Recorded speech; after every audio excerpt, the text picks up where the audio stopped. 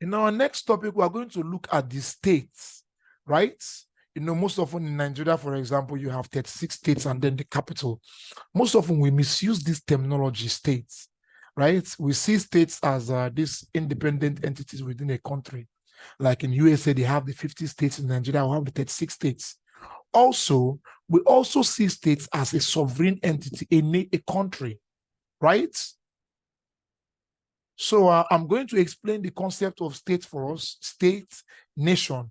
I'm going to list the features of a state, and I'm going to state the difference between a state, nation, and society, right? So let's pay attention to the definition, because the definition of a state is unique in itself. Now let's take a look at it. A state is defined as a politically organized body of people, right? That's point one. So I'm making it bold. And this organized body of people occupy a definite geographical territory. That's point two. So let me bold it. So I'm going to make this one point one. I'm going to make this one point two. And then point three. And then it occupies a definite geographical territory with an organized government, which is free from external control and has the power to compel obedience of its citizen, right? So this is point three. It looks kind of long, right? But let's just take it that way. So let's see. I'm coming again.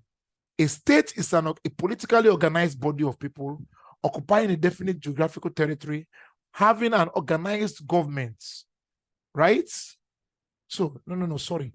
If I say with an organized government, should be point two, occupying a definite geographical territory with an organized government, and then point three is going to be free from external control and has the capacity to enforce obedience from its people. That's point three. So pay close attention to this definition so that you'll not miss any of these nuggets.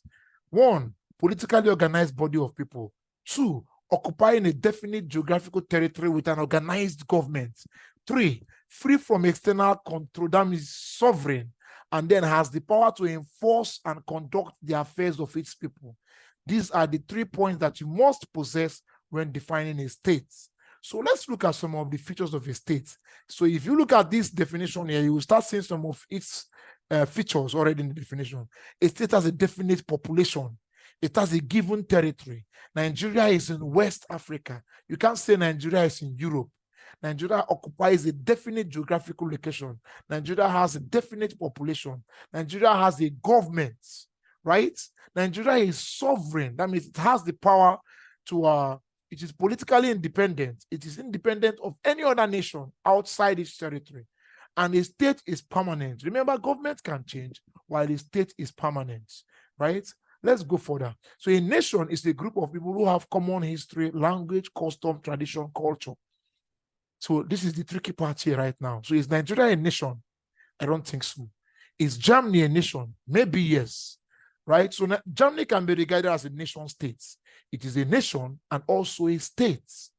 Nigeria has a lot of nations within its territory. Like we have the Yoruba nation, Igbo nation, Hausa nation, right? Because if you look at this definition of a nation, you would see why I'm making this claim I'm postulating right now. So Nigeria has a lot of nations within its territory, while Germany is an example of a nation, which is also a state. So a state is regarded as an entity. Remember, we're looking at the relationship between nation, state, and society.